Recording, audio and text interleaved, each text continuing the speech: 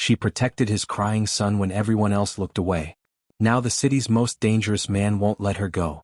One act of kindness changed everything, and pulled her into a world where love is possessive, protection is absolute, and saying no to a mafia boss isn't an option. Before watching full story, comment below from where you watching. Also like and subscribe for more stories. The chandeliers sparkled like 1,000 diamonds, casting golden light across the marble ballroom. Crystal glasses clinked. Designer gowns swirled across the dance floor. Laughter, the kind that came easy when money was never a worry, filled the air. And Emma sat alone in the corner, wishing she could disappear. Her dress was wrong. She knew it the moment she walked in. The pale blue fabric, bought from a thrift store 3 years ago, hung loose in some places and tight in others. The hem had a stain she tried to hide with a safety pin. Everyone else wore silk and satin and labels she couldn't even pronounce. She pressed herself deeper into the shadows beside a marble pillar, her hands folded in her lap to hide their roughness. Years of washing dishes and scrubbing floors had left them red and calloused. Not like the smooth, manicured hands of the women here. Emma shouldn't have come. Her aunt had insisted, "Your family, you should be here for your cousin's wedding," but that was a lie. These people had never been family. Not when her parents died in that car accident when she was 12. Not when she was shuffled between foster homes, each one worse than the last. Not when her younger sister Maya got sick and the medical bills started piling up like gravestones marking the death of any hope Emma had for a normal life. Her stomach growled loud enough that she pressed a hand against it, embarrassed. The buffet table stretched along the far wall, loaded with more food than Emma had seen in months. Lobster. Prime rib. Delicate pastries that probably cost more than her weekly grocery budget. But she couldn't approach it. Not after the way her cousin's mother, Aunt Patricia, had looked at her when she arrived. That expression of barely concealed disgust, like Emma was something unpleasant tracked in on someone's shoe. "Oh," Aunt Patricia had said, her smile sharp as broken glass. "Emma, I didn't think you'd actually come. How brave of you." Her eyes had swept over Emma's dress, and the dismissal in them had burned hotter than any words. That had been 2 hours ago. Since then, Emma had sat here, invisible, watching beautiful people live beautiful lives. Every laugh felt like a reminder of what she'd never have. Every loving glance between the bride and groom twisted the knife deeper. She was about to slip out. No one would notice, no one would care, when she heard it. A sound so soft she almost missed it beneath the music and chatter. A child crying. Emma turned her head and saw him. A little boy, no more than 5 or 6, curled up beneath the grand piano in the corner. His small body shook with silent sobs. He wore a tiny suit that probably cost more than Emma's rent, but his face was red and streaked with tears. People walked past him. Their expensive shoes clicked across the marble. A woman in a red dress nearly stepped on his hand. No one stopped. No one even looked down. Emma's chest tightened. She knew that feeling. That invisible, forgotten, completely alone feeling that made you want to curl up and disappear. Before she could talk herself out of it, Emma stood. Her cheap heels clicked softly as she crossed the ballroom. She felt eyes on her, probably wondering who this poorly dressed woman was and why she was moving instead of staying in her corner, but she didn't care. She knelt beside the piano, her dress bunching awkwardly around her knees. "Hey there," she said softly. The boy flinched, pulling tighter into himself. "It's okay," Emma continued, keeping her voice gentle. "I'm not going to hurt you. My name's Emma. What's yours?" Slowly the boy lifted his head. His eyes were huge and dark, rimmed with red from crying. He clutched a small stuffed rabbit to his chest, its fur worn from years of love. "Leo," he whispered. "Leo. That's a wonderful name. Like a lion." Emma settled down beside him, ignoring the protest of her old dress. "Are you okay, Leo? Are you hurt?" He shook his head, but fresh tears spilled down his cheeks. "I want my papa," he said, his voice breaking. "But everyone says he's busy. Everyone's always busy." Emma's throat closed up. She remembered saying those same words when she was young, bouncing between relatives who saw her as an obligation, a burden. "Well, I'm not busy," Emma said firmly. She offered him a small smile. "Would you like some company? I'm not very good at fancy parties either." Leo studied her for a long moment. Then slowly he nodded. "Okay." Emma shifted to sit more comfortably. "How about I tell you a story? Would you like that?" Another small nod. "All right. Let me tell you about a young lion who lived in a big, scary jungle." Emma began to weave a tale, her voice soft and warm. She told him about a lion cub who felt small and afraid, but who discovered his courage when it mattered most. She added details about brave adventures and silly mistakes, and slowly, Leo uncurled from his tight ball. His tears stopped. His grip on the rabbit loosened. And then, miracle of miracles, he smiled. What happened to the dragon? Leo asked, his eyes wide with wonder. Well, the dragon wasn't really bad, Emma explained. He was just lonely and didn't know how to make friends. So the lion taught him. Well, look what we have here. Emma's blood turned to ice. She didn't need to look up to know that voice. It had whispered promises in the dark. It had laughed at her tears. It had told her she wasn't worth loving. Derek. She looked up slowly, her heart sinking. He stood over them, tall and handsome in an expensive charcoal suit. His hair was perfectly styled. His smile was cruel and familiar. And beside him, clinging to his arm like a beautiful parasite, was a woman in a crimson dress that probably cost more than Emma made in 6 months. Emma, Derek said, his voice dripping with false surprise. I didn't know they were letting in strays tonight. The woman beside him laughed, the sound high and cutting. Derek, darling, don't be mean. But her eyes were sharp as she looked Emma up and down. Though I do wonder how she got in. Did you sneak through the kitchen? Emma's face burned. She stood up, her legs shaky, and positioned herself between Derek and Leo. Leave us alone, Derek. Us. Derek's smile widened. Oh, that's precious. You found yourself another charity case. He leaned closer, and Emma could smell the expensive whiskey on his breath. Still playing Saint Emma? Still pretending your kindness means something? It means more than your cruelty, Emma said, trying to keep her voice steady. Derek laughed, loud enough that people nearby turned to look. My cruelty? Oh, sweetheart, I wasn't cruel. I was realistic. You were dragging me down with your problems. Your sister's endless medical bills. Your dead-end jobs. Your pathetic attempts to keep your head above water. He straightened up, looking down at her with contempt. I did us both a favor when I left. You were always going to fail. At least now I don't have to watch it happen. Each word was a knife. Emma felt them cutting deep, hitting all the places she was already wounded. Her eyes burned with tears she refused to shed. That's not true, she whispered. Isn't it? The woman beside Derek spoke up, her voice sickeningly sweet. Derek told me all about you. How you thought you could marry up. How you actually believed someone like him would settle for someone like you. Her red lips curved into a smirk. Look at you. That dress looks like it came from a donation bin. You probably can't even afford to eat at the buffet, can you? Emma's hands trembled. She wanted to run.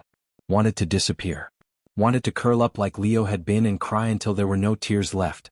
But Leo was behind her, and she could hear his frightened breathing. Just go away, Derek, Emma said, her voice breaking. I don't think so. Derek took a step forward, his hand reaching toward Leo. I think I should save this kid from you. Who knows what kind of lies you're filling his head with? Remove your hand. The voice cut through the air like a blade through silk. It wasn't loud. It didn't need to be. It carried a weight, an authority, a threat that made everyone within 20 feet freeze mid-motion. Emma turned, her heart hammering. A man stood 10 feet away, and the sight of him stole the breath from her lungs. He was tall, at least 6'3", with shoulders that filled out his black suit perfectly. The suit itself was immaculate, tailored so precisely it looked painted on. His dark hair was slicked back from a face that could have been carved from stone. Sharp jaw. High cheekbones. Lips that looked like they rarely smiled. But it was his eyes that made Emma's mouth go dry. They were dark, so dark they were nearly black, and they held a coldness that made the winter wind feel warm. He looked at Derek's outstretched hand, then at Leo, then finally at Emma. When his gaze met hers, she felt like he could see through her skin, through her bones, straight into her terrified, broken heart. The entire ballroom had gone quiet. Not silent. The music still played, glasses still clinked, but everyone nearby had stopped talking. Stopped moving. They were watching this man with expressions of fear and respect. Who was he? Papa. Leo's voice broke the spell. The little boy scrambled out from behind Emma and ran toward the man, his stuffed rabbit bouncing in his grip. Emma's heart stopped. Papa? The man, this terrifying, powerful man, looked down as Leo crashed into his legs. For just a moment, his expression softened. He placed one large hand on Leo's dark hair, a gesture so gentle it seemed impossible from someone who radiated such danger. Then his eyes lifted back to Derek and the temperature dropped. You touched my son. It wasn't a question. It was an accusation delivered in a voice like grinding stones. Derek had gone pale. The color drained from his face so fast Emma wondered if he might faint. "Mr. Rossi, sir, I didn't know. It was a misunderstanding." "Was it?" Still not a question. The man Rossi took a step forward. People scattered out of his path like he carried a contagious disease. "You insulted this woman. You mocked her. You attempted to grab my child while he was under her protection." "Sir, please, I was just trying to help." "No." The single word cut like a gunshot. "You were trying to intimidate. To belittle. To harm." Rossi's voice remained perfectly calm, but somehow that made it more terrifying. "I saw everything." The woman in red had released Derek's arm and was backing away, her face ashen. "Your business contracts with my family's companies are terminated, effective immediately," Rossi continued in that same deadly calm voice. "Your memberships at every establishment I own are revoked.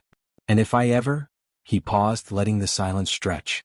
"If I ever see you near my son again, you will disappear. Do you understand?" Derek was shaking now. Actually shaking. "Mr. Rossi, please, I have a family, I have responsibilities." "Then you should have considered them before threatening mine." The finality in those words was absolute. Derek didn't argue. Didn't plead further.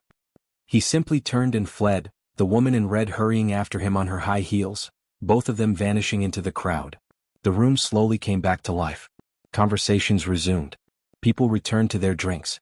But everyone was careful not to look directly at Rossi. Emma stood frozen, her mind reeling. This man, this terrifying, powerful man, was Leo's father. And he'd just destroyed Derek with nothing but words. Rossi turned to her and Emma's breath caught. Up close he was even more overwhelming. His presence seemed to fill the space, pressing against her like a physical weight. "Thank you," he said. His voice was still deep, still commanding, but warmer now. "For staying with my son. For protecting him." Emma's voice came out as a squeak. She cleared her throat, tried again. "He was crying. I couldn't just leave him. Most people did." Rossi's dark eyes studied her face, and Emma felt like he was cataloging every detail. Every freckle. Every worry line. Every sign of the hard life she'd lived. "You're not like most people." Emma didn't know what to say to that. She was very much like most people, struggling, afraid, barely surviving day to day. Leo tugged on his father's hand. "Papa, she told me a story about a brave lion. And she wasn't scared of that mean man. She protected me." Something flickered in Rossi's eyes. "Did she?" "She was so brave," Leo insisted, looking up at Emma with open admiration. A ghost of a smile touched Rossi's lips, so brief Emma almost missed it. "I can see that." He extended his hand toward Emma. "Walk with us. Leo and I were about to get some air. You look like you could use some too." It wasn't phrased as a question, but somehow it felt like one. Like he was offering her a choice, even though his tone suggested he wasn't used to people saying no. Emma hesitated. Every instinct screamed at her to run. This man was dangerous. The way people had reacted to him made that clear. He lived in a world of shadows and violence, a world she had no business entering. But he'd protected her. Defended her. Destroyed Derek with a few calm words when Derek had spent years tearing her down piece by piece. And when Rossi looked at her, she didn't feel small. She didn't feel invisible. Slowly, carefully, Emma placed her hand in his. His fingers closed around hers immediately, warm, strong, possessive. The touch sent electricity racing up her arm, making her heart stutter. He led her through the ballroom, Leo skipping between them, his small hand clutching his father's. People parted like water around them, their eyes following but never quite meeting Rossi's gaze. Emma felt their stares burning into her back, but for the first time all night she didn't feel ashamed. She felt protected. They passed through tall glass doors onto a private balcony. The cool night air hit Emma's flushed cheeks, and she breathed in deeply, tasting freedom after hours of suffocating in that ballroom. The view was breathtaking. The city stretched out below them, a sea of lights against the darkness. Skyscrapers reached toward the stars. Cars moved like glowing insects along distant streets. Leo immediately ran to the ornate railing, pressing his face between the bars. "Papa, look. That building is so tall." Rossi released Emma's hand and walked over to his son, pointing out landmarks in a low, patient voice. Emma watched them, something warm and unexpected unfurling in her chest. This man who had terrified Derek into fleeing was so gentle with his child. After a moment, Rossi returned to her side. He leaned against the railing, his attention settling on her like a weight. "Why were you sitting alone?" he asked. The directness caught Emma off guard. I don't belong here. I'm just a distant relative of the groom. An obligation. They invited me out of duty, not because they wanted me here. And that man. Derek. Rossi's voice hardened slightly on the name. You knew him. Emma's hands tightened on the railing. He was my fiancé. 2 years ago. The words tasted bitter. We were engaged. I thought he loved me. But then my sister got sick. Really sick. The medical bills started coming. I took on a second job, then a third. I stopped having time for fancy dates and parties. She laughed, but there was no humor in it. He said I'd become too much trouble. That he deserved better than someone drowning in debt and exhaustion. He left a week before our wedding. Rossi said nothing, but his jaw tightened. He was right, though, Emma continued, the words spilling out now. She didn't know why she was telling this stranger her life story. Maybe because he'd asked. Maybe because for once someone seemed to actually listen. I am drowning. I work at a diner during the day and clean offices at night. I live in a studio apartment with a leaking ceiling and mice in the walls. I'm 3 weeks behind on rent. My landlord is threatening to evict me. Maya's treatments cost more than I make in a month, and insurance won't cover most of it. I can barely afford to eat. I'm failing at everything, and there's nothing I can do to stop it. Her voice broke on the last word. She pressed her hands against her eyes, refusing to cry. She'd already humiliated herself enough tonight. Strong hands suddenly gripped her wrists, gently pulling them away from her face. Emma looked up to find Rossi standing directly in front of her, close enough that she could feel the heat radiating from his body. Look at me, he commanded softly. Emma met his eyes. They were still dark, still intense, but there was something else there now. Something that made her breath catch. You are not failing, Rossi said, his voice firm. You're surviving against impossible odds. You're working yourself to exhaustion to save your sister. You're fighting every single day against a world designed to crush people like you. His thumbs brushed across her wrists, the touch sending shivers through her. That's not failure. That's courage. It doesn't feel like courage, Emma whispered. It feels like barely holding on. They're often the same thing. He paused, studying her face. You protected my son tonight. You showed him kindness when everyone else ignored him. You stood between him and danger even though you were terrified. His grip on her wrists tightened slightly. Do you know how rare that is? How precious? Emma shook her head, unable to speak past the lump in her throat. Let me tell you about Leo's mother, Rossi said quietly. She was beautiful, charming. Everyone loved her. But when Leo was born, she looked at him once and said he was too much work. She left us when he was 6 months old. Sent divorce papers from whatever beach she'd run away to. 3 years later, I got a call saying she died in a car accident. His expression remained neutral, but Emma heard the old pain beneath the words. She never came back. Never called. Never asked about her son. She chose herself over him without hesitation. I'm sorry, Emma breathed. Don't be. I learned something important from her. That beauty and wealth mean nothing if the heart underneath is cold. He released one of her wrists to cup her cheek, his palm rough and warm against her skin. You have a good heart, Emma. That's worth more than all the money in this building. Emma's eyes burned with tears. No one had ever said anything like that to her. No one had ever made her feel like she was worth something. Papa. Emma. Come look at the fountain. Leo called from the other side of the balcony, where a small decorative fountain burbled. Rossi's lips curved into a small smile. In a moment, son. He looked back at Emma, and the intensity in his gaze made her knees weak. I want to ask you something. And I want you to really think about your answer. Okay, Emma whispered. How would you like your life to change? The question was so unexpected that Emma blinked. What? Your sister's medical bills. Your apartment. Your jobs. All of it. Rossi's thumb traced her cheekbone, a gentle touch that felt impossibly intimate. How would you like it all to disappear? Emma's heart hammered. I don't understand. I can make one phone call and Maya will have access to the best doctors in the country. Another call and your rent is paid for the next year. You could quit those jobs that are destroying you. You could sleep. Breathe. His eyes never left hers. You could live instead of just survive. It sounded like a dream. Like a fantasy too beautiful to be real. Why would you do that? Emma asked, her voice shaking. You don't even know me. I know enough. His hand slid from her cheek to the back of her neck, holding her in place. Not forcefully but firmly. I know you protected my son. I know you stood up to a man who wanted to hurt you both. I know you have a good heart in a world that tries to break good hearts. He leaned closer, his breath warm against her face. And I know that from the moment I saw you, something in me shifted. Emma's breath came faster. Shifted how? I've spent 5 years building walls around myself and Leo. Keeping people out. Trusting no one. His thumb stroked the sensitive skin behind her ear, sending shivers down her spine. But you walked through those walls like they didn't exist. You made my son smile.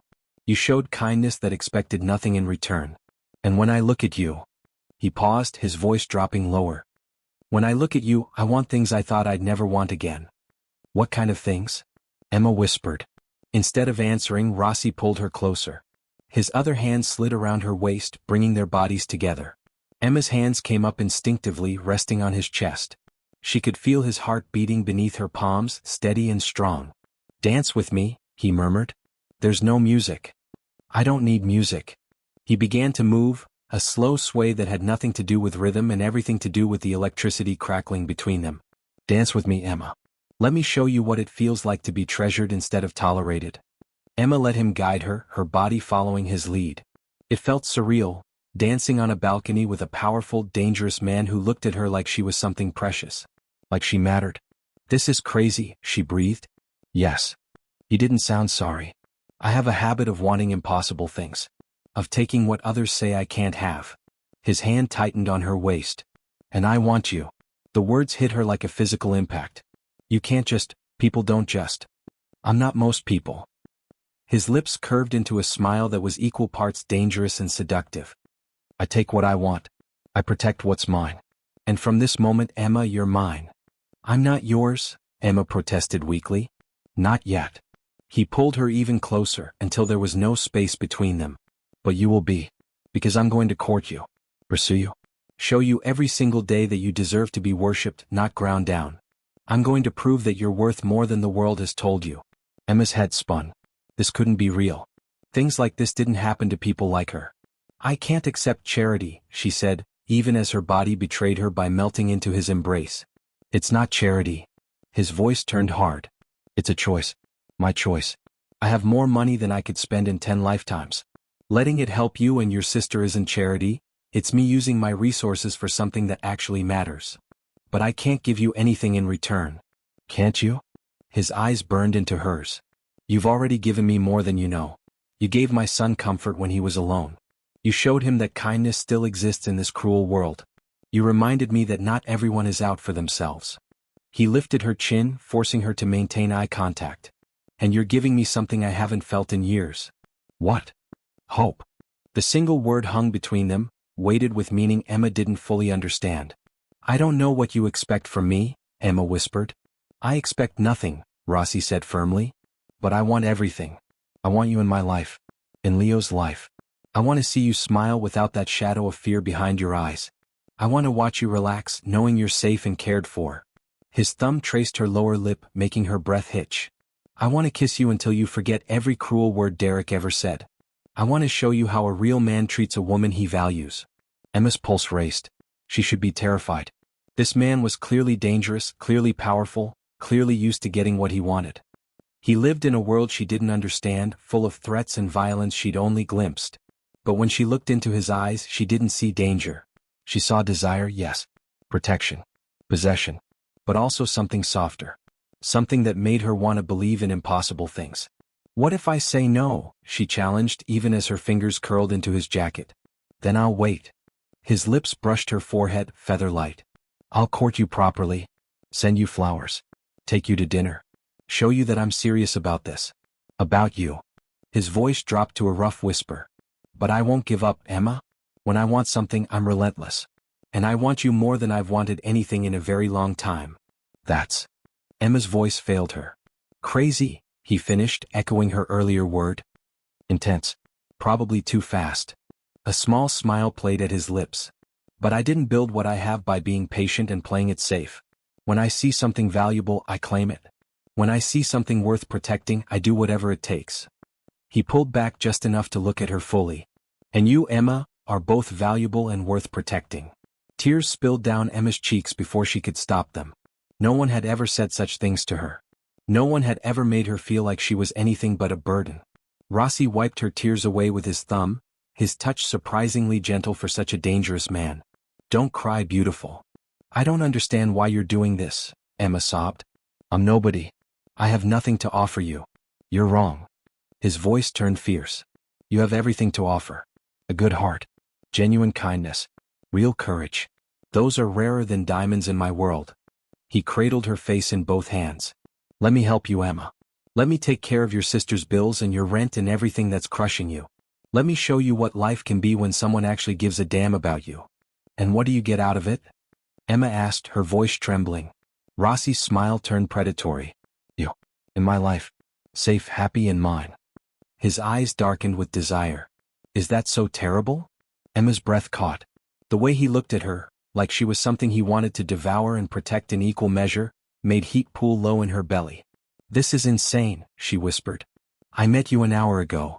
Does that matter? He leaned in, his lips a breath away from hers. Does time change how I feel? Does waiting 3 months instead of 1 hour make this any less real? I don't know what this is. Then let me show you. And he closed the final distance. His lips claimed hers with an intensity that stole her breath.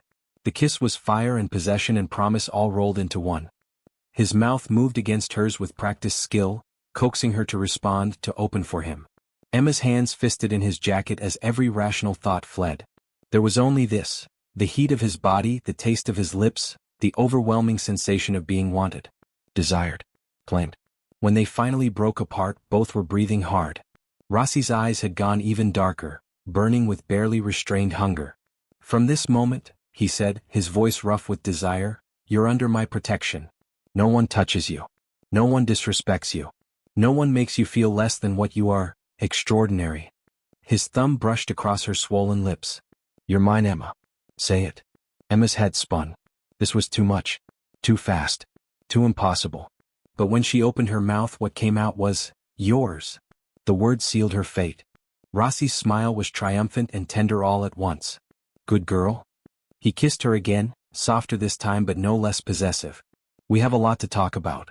Your sister's treatment. Your living situation. Your future with me and Leo. Papa. Emma. The fountain has fish. Leo's voice interrupted them. Rossi pulled back, though he kept one arm wrapped possessively around Emma's waist.